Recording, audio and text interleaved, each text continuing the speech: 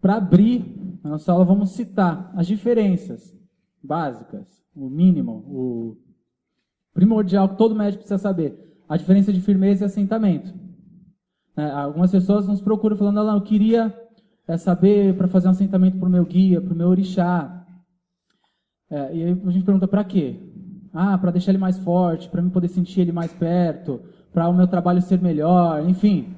Ok, mas o que é assentamento? Ele, não sei, mas é umas coisas que você coloca dentro do caldeirão, dentro de alguidar, enterra tudo.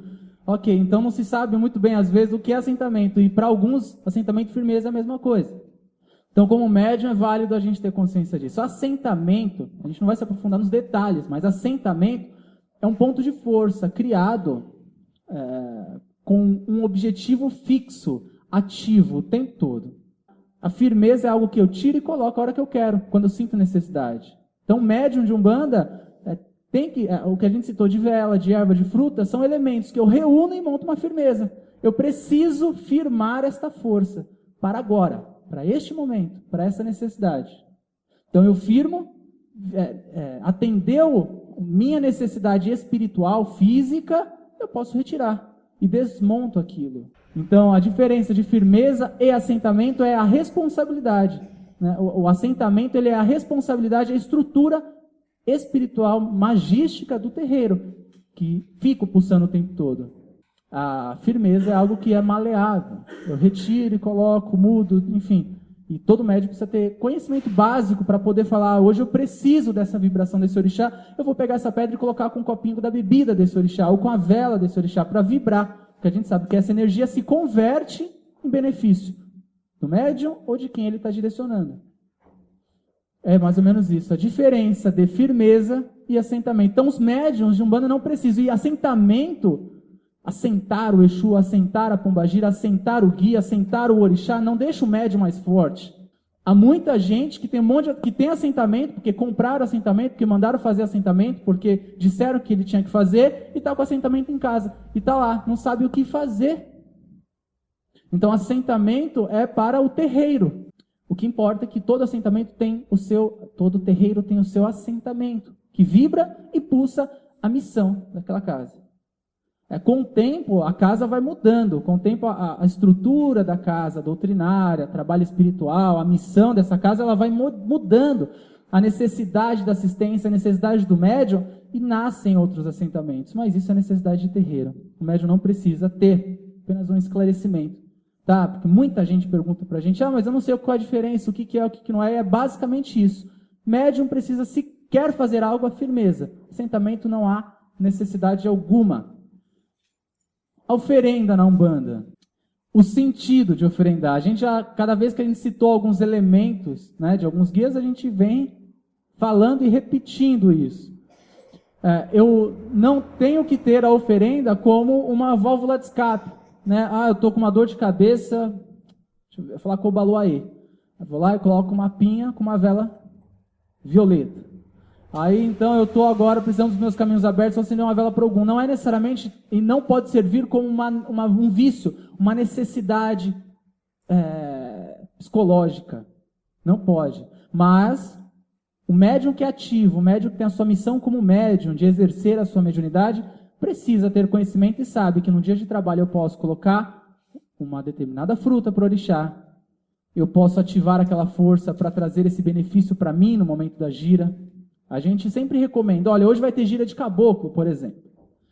Eu recomendaria, os médiuns vão tomar banho de tal erva, eu teria recomendado isso semana passada. Vocês podem tomar banho de tal erva, e quem quiser, coloca uma fruta e uma vela verde para o seu caboclo na sua casa antes de sair. Por quê? Porque você já está ativando aquela força que vai vir de encontro com você aqui. É como se eu estivesse, antes de chegar no terreiro, me preparando para essa energia que vai se conectar a mim. Então, a oferenda, ela tem o sentido, para nós, de fortalecimento espiritual. A gente sabe que eu não vou ofertar um elemento que não pode ser convertido energeticamente. Eu não vou ofertar plástico, eu não vou ofertar vidro. Eu vou ofertar o elemento natural, a bebida, a fruta, o vegetal, seja qual for. Eu vou ofertar aquilo que vai se converter em energia para mim. Tá? E, obviamente, o que é muito importante a gente ter consciência é não despachar isso. A gente até recomenda, olha, eu posso fazer uma uma oferenda para Mãe Iemanjá e para a praia. Com certeza eu posso fazer. Eu posso fazer, colocar, pedir, cantar, orar, recolher naquela hora. Iemanjá não está vindo de ônibus. Ela vai levar 3 horas para chegar. Ela não vai, ela já está ali. Você está colocando, aquilo se converte para você imediatamente. No máximo você pode deixar a vela queimando. E vai embora, recolhe aquilo, jamais deixar o lixo. Então a gente tem que ter a consciência de que o orixá, no momento que eu coloco esta oferenda, ele já absorve, transmite e transforma aquela energia ao meu benefício, ao meu torno. Tá? Um outro detalhe, sacrifício animal. Algumas pessoas questionam muito sobre o sacrifício animal dentro da Umbanda. Ah, mas que Exu tem que beber sangue, que Exu precisa do animal, que Pombagira precisa. O que a gente tem que entender é que na Umbanda não se utiliza do sacrifício animal. É porque é errado? Não, é porque não faz parte da cultura. Quando o caboclo das 7 encruzilhadas incorporou, ele disse, não haverá sacrifício animal na Umbanda. Ele não diz nem, isso é certo, isso é errado, ele só disse, não haverá. Como ele ditou um fundamento, o nosso papel é respeitar o fundamento. Agora, o que a gente tem que entender é que no candomblé, ou em outras tradições, o sacrifício animal é sagrado. O fato de matar uma galinha e derrubar o sangue dela num assentamento, numa firmeza, numa oferenda, isso não torna impuro. A casa não vai encher de vampiro espiritual, é uma ignorância achar isso. Porque é sagrado. Ah, mas a carne, o bicho está morto. Tudo bem, quem aqui não gosta de uma picanha? Ou só se alguém for aqui vegetariano. Tudo bem, mas o sapato que é de couro e a bolsa que é de couro e o leite que a gente toma, a vaca sofre com o leite. Tem que se tirar da ideia a hipocrisia do falso moralismo, né? Porque a Umbanda está cheia de falso moralismo. Está cheia de falsos profetas, falsos donos da verdade, falsos puros. Tomar muito cuidado com isso, porque na hora que a gente come um bife bem acebolado, gostoso, ninguém pensa no bichinho que morreu. Agora, quando lá no candomblé estão fazendo esse detalhe, a carne que é ofertada, o bicho que é ofertado, a carne é comida pelo povo. Já fui em muita festa de candomblé em que a carne é compartilhada. Ah, mas por que está derramando o sangue? Ok, então tira o seu bife do seu prato. Tira o ovo da galinha também, porque se vocês não sabem, a galinha sofre também com aquilo, porque é forçado, não é natural. Então tem muita coisa, né? A gente não está aqui para questionar o que é certo e o que é errado, o que é bom e o que é ruim diante do sacrifício animal. Eu não estou nem protegendo, eu só estou dizendo para que a gente possa largar a hipocrisia de julgar que isso é impuro. De julgar que se tem um coração de galinha numa oferenda de pombagira, o obsessor que vai vir ali, não a pombagira. Porque no churrasco, não sei quem gosta de coração de galinha, mas assado é gostoso. Então é assim, tem que se ter consciência de que ninguém aqui, né? Se a pessoa é vegetariana ou ainda vegana, em que não consome nada ou não usa nada de origem animal, é respeitável a pessoa dizer, eu não aceito nada. Porque assim, até o couro do nosso tabaco é sagrado, um bicho morreu para isso. Então, tem que ter um pouquinho de consciência e fugir do falso moralismo. Né? Não estão aqui para julgar, mas na Umbanda não temos o sacrifício animal, mas isso no candomblé não é impuro, é sagrado. E precisa ser respeitado. Infelizmente, a gente anda numa encruzilhada e vê bodes mortos, galinha morta de graça, porque eu preciso resolver um dedinho meu que quebrou, eu vou matar 7 galinhas. Infelizmente se mata à toa. Isso é o problema, acho que isso banalizou. Retirou do culto sagrado que havia nisso, né? Da morte do animal em si. Mas eu acho que é o que deixou e deixou medo, né, na situação toda. Mas no candomblé e nos outros cultos isso é sagrado. E eu acho que como umbandista, a gente pode afirmar, isso não é usado na Umbanda. Porque o caboclo das 7 encruzilhadas ditou que isto é regra, é fundamento. Mas a gente não pode apontar isso falando, olha, se eu uso então, isso é impuro. Quem está consumindo isso é o obsessor. Entre aspas ali, tá? Seres elementais, para a gente poder entender também o que são os guias e o que não são os guias, os espíritos e forças que estão nos envolvendo o nosso trabalho. Seres elementais são forças naturais que vibram na natureza, que já estão, que são parte do sistema, que naturalmente executam uma ação. A gente aqui tem, eu falei do Avatar quando citei o Xóssi, e trago novamente a imagem do filme em que ele está machucado, né? E ele vai naquela árvore e descem alguns bichinhos luminosos e o curam. né? Tocam no corpo dele e o curam. A natureza tem, não necessariamente de uma forma tão fantasiosa talvez, mas a natureza tem estes seres naturais que já realizam esta ação. Quando eu vou fazer um trabalho para o Oxóssi na mata, por exemplo, eu estou não só ativando o poder de Oxóssi, ativando o poder dos caboclos, mas estes elementais estão naquele local, vibrando e envolvendo todo mundo que está ali. Quando o caboclo incorpora no terreiro de Umbanda, ele manipula estas forças naturalmente. Ele traz consigo estas forças elementais, que já são da força divina do orixá, que já está presente na força divina do orixá.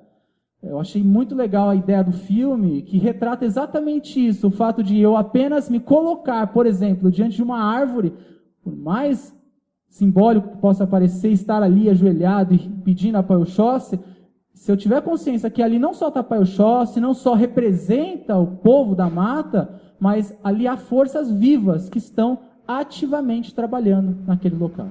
No fogo, as salamandras, que quando a gente tem uma vela acesa, só uma curiosidade também, a gente tem uma vela acesa, a cor dessa vela vibra a energia desse orixá, principalmente quando eu consagro, eu dito, esta vela está em nome de tal orixá, eu estou dando uma ação.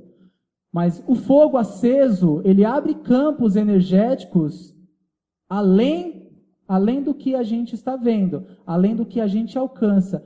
E existem os espíritos elementais, ou seres elementais do fogo, conhecidos como salamandras, que envolvem o ambiente, que envolvem as pessoas. Uma vela é sim capaz de fazer muita coisa, uma vela branca, porque além da cor, além da intenção, além da minha vontade de buscar essa ajuda, existem os elementais que estão por trás daquela força, que rapidamente envolvem todo o ambiente. Agora vamos falar dos arquétipos. A gente aqui tem, dentro da Umbanda, uma variação enorme de espíritos. Na Umbanda, por que a gente encontra o baiano vindo? Qual a necessidade do baiano vindo? Ou por que a gente encontra um índio? Por que a gente encontra as crianças, ou boiadeiros, aquele homem do sertão, caipira, os cangaceiros em alguns lugares, os malandros, entre outras linhas? O porquê que se manifestam espíritos com esta roupagem? Qual é a necessidade disso? Então, hoje começa, na verdade, o nosso estudo para entender o porquê que se manifestam espíritos com essas características e qual a necessidade disso. Tem que haver uma necessidade, não é possível. A gente citou aqui, eu sempre falo isso porque é bastante óbvio. Na história do Brasil, tivemos menos escravos anciões do que nós temos pretos velhos no terreiro. Então, quem são esses espíritos? E o Brasil seria o país perfeito. O Brasil é o país mais católico do mundo. É o país onde veio mais escravos da África do que em qualquer outro lugar do mundo. O Brasil é o lugar mais espírita. É o lugar mais tudo do mundo. É onde tem a maior variação de tudo e a maior quantidade de todas essas variações. Existe uma diversidade enorme no Brasil que não existe em nenhum outro lugar do mundo. Então o Brasil, com certeza, é o local exato para que pudesse nascer uma religião onde valores estariam inseridos em características, arquétipos, espíritos, para auxiliar outras pessoas. Primeiro espírito que incorporou na Umbanda foi um índio, um caboclo. Uma curiosidade, né? Eu contei isso na história da Umbanda. A gente falou de firmeza no começo, né? O caboclo das 7 encruzilhadas, quando chega no centro espírita, o que ele faz? Na verdade, o Zélio entra no centro espírita, sente a vontade de dizer, está faltando uma flor nessa mesa. Estava tendo a sessão espírita, ele vai lá no quintal daquele centro espírita, pega uma rosa, uma flor que tinha no quintal e volta e coloca aquela rosa, talvez na água, no copo, na mesa. E naquele momento ele já traz a natureza, aquele valor do índio, né? Só uma particularidade. E para mim, naquele momento ele faz uma firmeza de caboclo com o elemento vegetal. É a primeira representação da firmeza de um caboclo dentro da Umbanda, em que ele incorpora e coloca uma flor na mesa branca. Enfim. E quando o caboclo incorpora e é questionado por um vidente no centro espírita, eu citei isso quando nós falamos da história da Umbanda. perguntam, qual que é o seu nome? Ele falou, se é para que eu tenha um nome, me chame de Caboclo das 7 Encruzilhadas, porque para mim não haverão caminhos fechados. Aí um vidente, que antigamente no centro espírita, o sistema era muito detalhado, tinha um dirigente, tinha um clarividente, tinha um clareaudiente, tinha vários entes, vários dons mediúnicos espalhados no terreiro para dar suporte a tudo que acontecia. Então um clarividente se manifesta e diz, mas espera aí, você diz que é um caboclo, mas o que eu vejo em você são restos de vestes, não, são vestes clericais de padre. Aí o caboclo das 7 Encruzilhadas Incorporado responde, o que você vê são restos da minha encarnação anterior, que estão ainda impregnados em mim. Eu fui Frei Gabriel de Malagrida, queimado na Inquisição, por ter previsto o terremoto em Lisboa. Aqui, na verdade, a gente tem uma presença muito forte do valor do índio brasileiro. O caboclo das 7 Encruzilhadas, porque tudo que acontecesse nesse primeiro dia era óbvio, a espiritualidade é muito inteligente, tudo foi planejado, tudo foi arquitetado, tudo foi óbvio. Sabia-se que tudo que acontecesse naquele primeiro dia, 100, 200, 300 anos estariam falando disso, porque nós estamos falando disso agora. Então sabia-se que tudo que fosse feito seria referência. Quando o caboclo disse não haverá sacrifício animal, sabia-se que isso ia virar fundamento. Sabia-se que isso era característica. E um outro espírito que se manifestou dentro do terreiro de Umbanda pela primeira vez, no primeiro dia de Umbanda, porque assim, a Umbanda é anunciada no dia 15 de novembro de 1908, no Centro Espírita. Este é o dia que a Umbanda é anunciada. O caboclo diz, estou fundando uma nova religião. Amanhã, que é o dia seguinte, dia 16, haverá na casa do meu médium a primeira gira de Umbanda. E a minha casa, a minha igreja vai se chamar Tenda Nossa Senhora da Piedade. Enfim, o primeiro espírito que se manifestou depois do caboclo foi o Preto Velho. Aqui, a gente vai citar isso. Agora, aqui a gente já encontra a presença, deixa eu pegar aqui só para ilustrar. A presença de uma hierarquia. Alguns terreiros de Umbanda consideram caboclos e pretos velhos como seres de maior evolução. Isso é real. O que a gente chama de linha do Oriente, a gente vai citar hoje sobre a linha do Oriente, mas não vamos nos aprofundar porque é assunto mais para frente. Nós temos a linha do Oriente, que são espíritos ascensionados, que são espíritos de alta evolução, monges, grandes mestres que estão aqui dentro. Alguns terreiros classificam as crianças como a linha do Oriente, classificam ciganos como a linha do Oriente. Na verdade, é só interpretação. A linha do Oriente ela é composta por espíritos de alta evolução. Abaixo dessa linha do Oriente nós temos caboclo e preto velho. Abaixo deles nós temos os herês. E aí depois a gente vai citando os outros. Então existe uma hierarquia divina e não por coincidência. Os 2 primeiros espíritos que se manifestam são os espíritos que estão ligados a essa hierarquia. É o que eu estava falando. Tudo o que acontecesse no começo da Umbanda, tudo que acontecesse no início da Umbanda ficaria registrado como fundamento, ficaria registrado como característica base da religião. Então a manifestação do preto velho e do caboclo já nos retrata, basicamente, que eles estão como aqueles que fundaram a religião, como aqueles que deram início a essa religião. O que eu quero dizer com isso? Que o espírito que se manifesta aqui como ex-escravo, sofrido, de pé descalço, falando errado, ele é um espírito de alta evolução. O caboclo, que fala com seu jeito simples, faz e se comporta de uma forma muito simples, assim como é um índio brasileiro, que hoje, também, alguns, né? Porque hoje os índios brasileiros têm celular melhor que o nosso, né? São espíritos de extrema evolução. Não necessariamente são índios brasileiros e não necessariamente são ex-escravos, mas representa esse povo. Mas o que está por trás desses espíritos são sábios, magos iniciados, grandes mestres ascensionados. São grandes espíritos que já passaram em diversas eras no planeta Terra, já viveram, já erraram, já caíram, já se ergueram e hoje estão em um outro nível de consciência, que assumem esta roupagem para se manifestar na Umbanda, como seres grandiosamente evoluídos, que às vezes não se dá tanta importância. Fala que a gira de Exu lota a casa, fala que a gira de Preto Velho vem meia dúzia. Não é verdade? mal sabem o que está por trás, o que este espírito é capaz, o que ele enxerga além daquilo que a gente pode ter ideia. Enfim. Aí agora os boiadeiros, marinheiros, baianos estão nos níveis acima, são espíritos evoluídos, mas sim, apenas para esclarecer, caboclo e preto velho são espíritos de um nível diferenciado. Os herês também entram mais ou menos aqui, também que são seres encantados, espíritos que têm passagem nesses níveis. Ele vem, come doce, bebe refrigerante, brinca o carrinho, né? Mas porque assume, a gente vai falar de herê lá na frente, mas que assume essa roupagem, que é a nossa referência do infantil, que é a nossa referência da criança. Mas, porque se a gente for pensar, a gente tem uma criança ali, pede para ela te dar um conselho. Não vai te dar. Ela não sabe o que ela vai te falar. Porque ela não viveu. Ela não vai te dar. Agora, como esses espíritos de 3, 4, 5, 6, 7, 8 anos, sei lá, que representam essas figuras, como eles conseguem falar coisas pra gente do dia a dia, falar, tio, sabe que você precisa ser mais isso, mas espera aí, como assim? Você consegue me falar isso se você não viveu isso?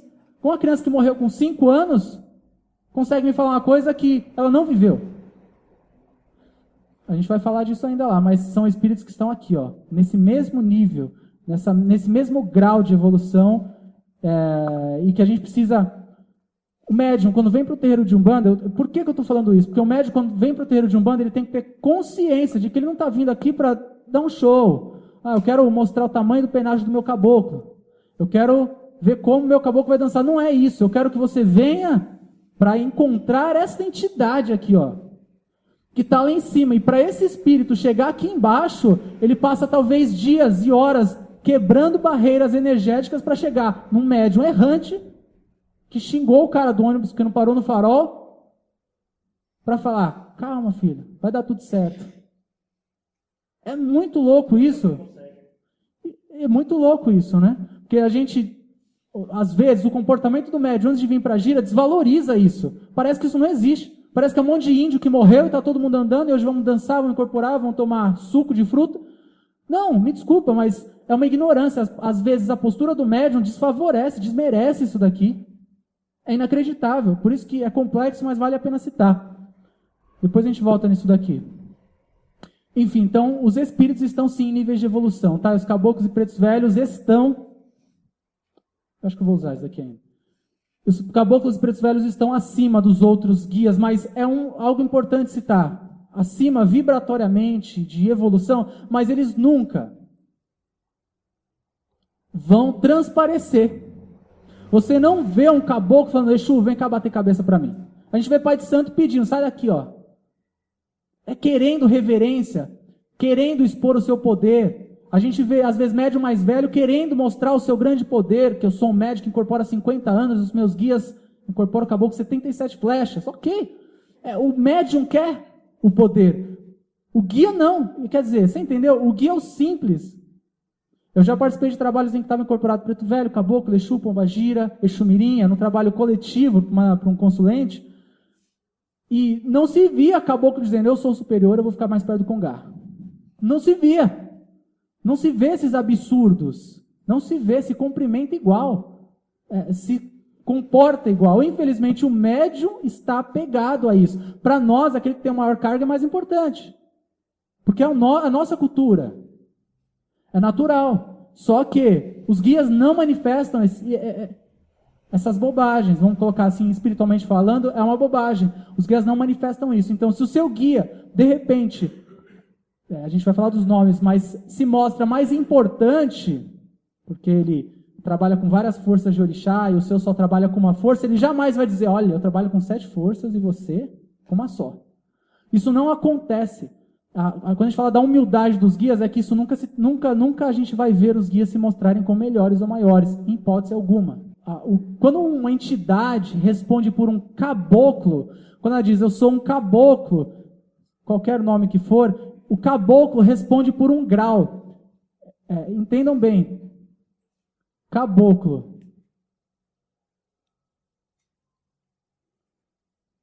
Isso é um grau. Ele chegou, ele conquistou este grau. Ele subiu no seu degrau de evolução e não basta ser índio para ser caboclo.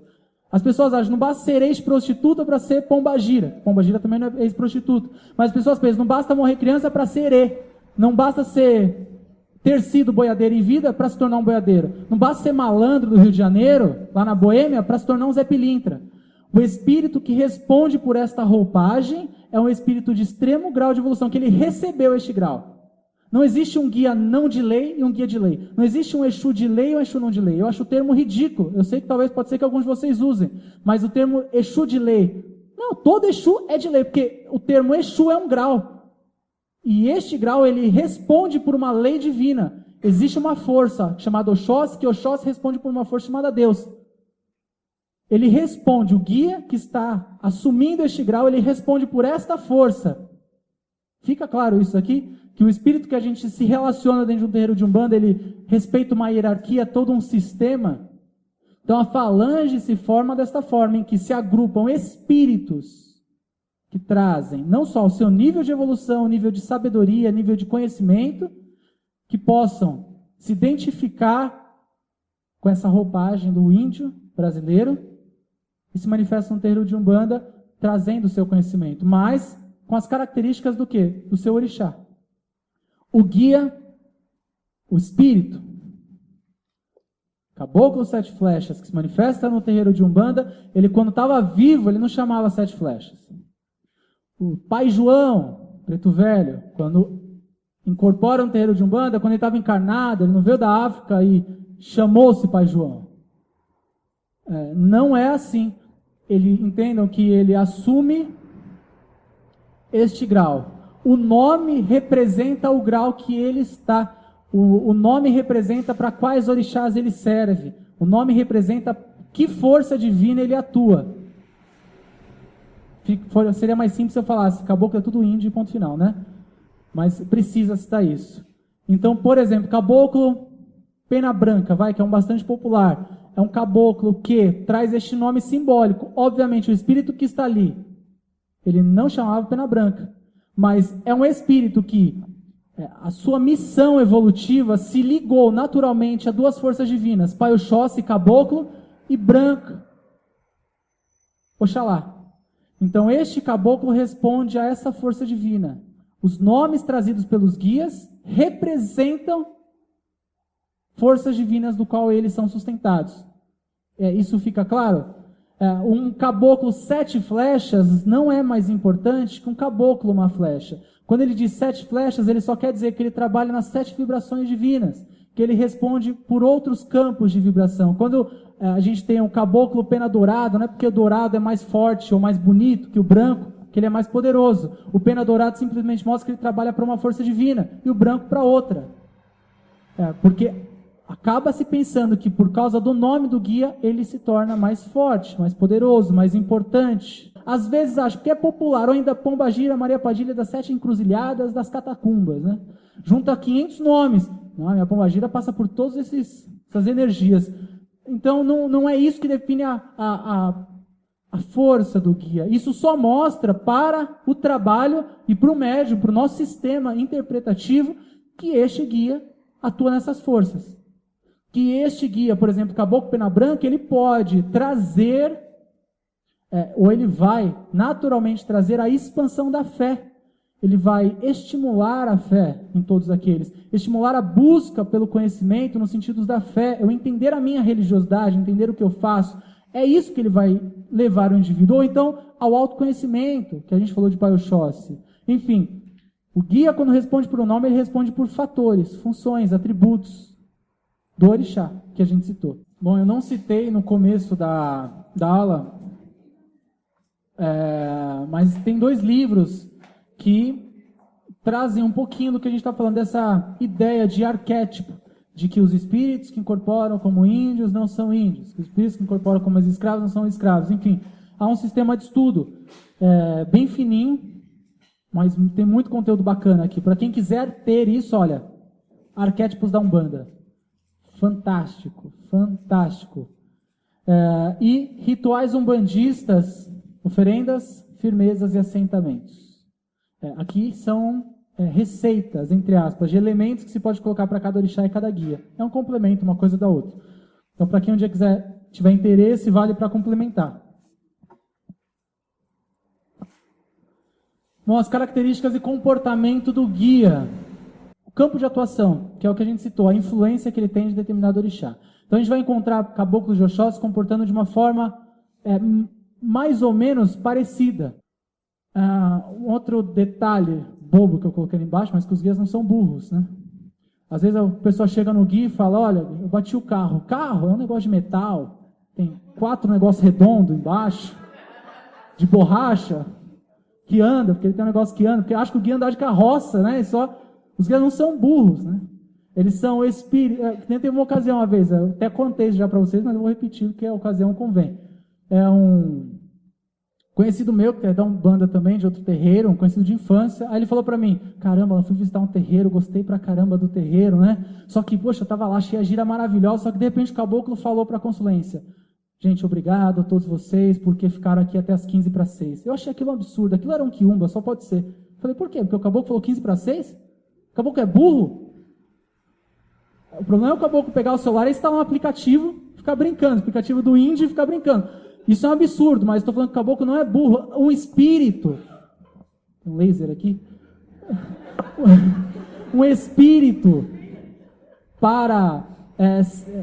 o pai Joaquim falou isso uma vez, um espírito para nos ajudar, para lidar com as bobagens que a gente se mete. Ele precisa entender as bobagens que a gente se mete. Ele precisa entender o que é trabalho. O guia pega uma carteira de trabalho, ele sabe o que é uma carteira de trabalho, ele não sabe, se for falar, né, de uma forma bem formal, porque quando ele viveu não tinha carteira de trabalho, mas ele pega aquilo, risca um ponto e a pessoa consegue emprego. O guia não sabe o que era aquilo. Tá? O guia não sabe o que é carro, mas ele sabe o prejuízo que você teve, porque roubaram e não tinha seguro, e o quanto você vai sofrer talvez com aquilo, mas ele sabe, ele não viveu, quando ele viveu não tinha carro. Talvez o guia não tenha sido casado, mas ele entende a sua relação entre você e sua esposa, o marido. Ele não teve filhos, talvez, mas ele entende como funciona a relação dos filhos com os pais. Ele não usou drogas, mas ele entende como que é a vida de um viciado e o que se passa na cabeça desse viciado. Um espírito que se manifesta como um guia, ele estuda o comportamento humano para poder lidar com esse comportamento humano. Como ele pode ajudar se ele não sabe o que ele está falando? O que é o guia fica, né? O que é esse negócio aqui? É um negócio que acende no teto? É a lâmpada.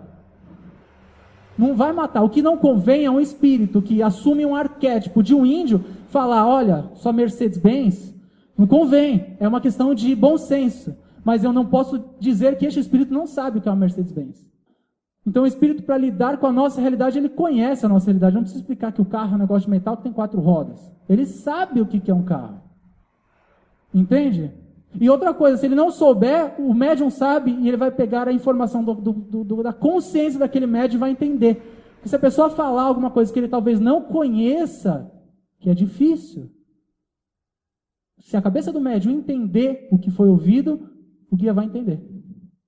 Então os guias não são burros, é muito importante. A gente está falando do índio, que tem o caboclo, que tem esse arquétipo, essa figura, roupagem de um índio brasileiro, ok, ele vivia pelado na aldeia, não é por isso que todo médico tem que ficar pelado e não sabe de nada.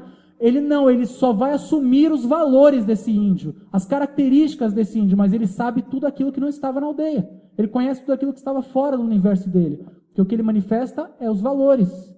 O espírito está ali é muito inteligente, sabe muito mais que a gente de muita coisa. A relação dos guias com seus médiuns. Só também uma pincelada nesse assunto, que a gente vai falar disso um pouquinho mais na frente. Nenhum dos guias está por obrigação. Porque a gente precisa evoluir, aproveitamos você que é médium, chegou a minha vez, eu vou entrar nessa fila de guias que vão incorporar para fazer a caridade. Não. Os guias que incorporam e trabalham com a gente, ou que não incorporam, mas que nos acompanham, porque todo médium, de incorporação ou não, tem uma falange. Tem espíritos que o acompanham, que o assistem, que o aconselham, que o corrigem, que o punem. São espíritos afins, ligados em algum momento. Por amor, por afinidade, se ligam a nós para realizar esse trabalho.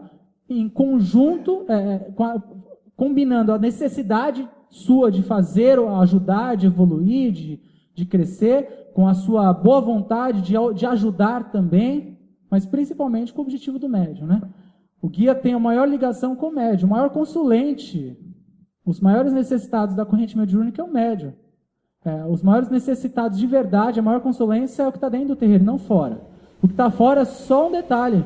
Os doentes espiritualmente estão aqui dentro, que é aqueles que devem, entre aspas. A gente não gosta de usar essa palavra, mas é aqueles que precisam, aqueles que têm o dever, porque assumiram este papel. Então, o guia está sendo bonzinho, fala, vou com você nessa. E te acompanha, e te assiste, e te corrige e tudo mais. O respeito entre os próprios guias. Nenhum guia passa na frente do outro. Nenhum guia briga com o outro. Nenhum guia dá umbrada com o outro quando está incorporado, porque os médios têm uma melindre entre eles, né?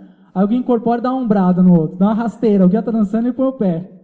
Isso não acontece, obviamente, né? Os guias são espíritos de extremo respeito, eles se respeitam. Felizmente os médicos não se respeitam. A gente teve uma ocasião também na rádio em que as pombagiras estavam brigadas porque uma ganhou presente e a outra não ganhou. Você lembra disso?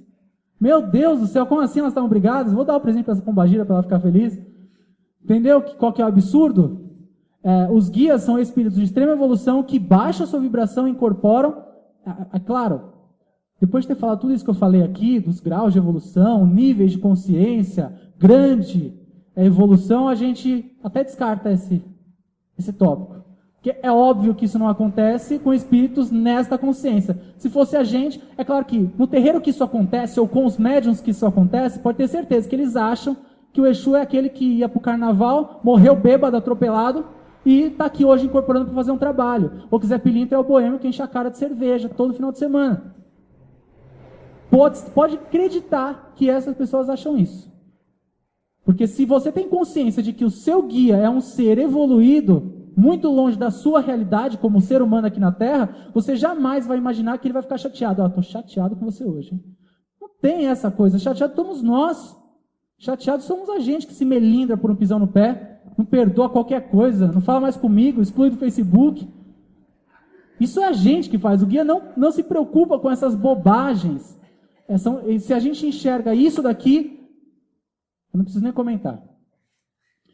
Os caboclos e caboclas. Nossa, tem tanta coisa para falar, vai ficar para a semana que vem.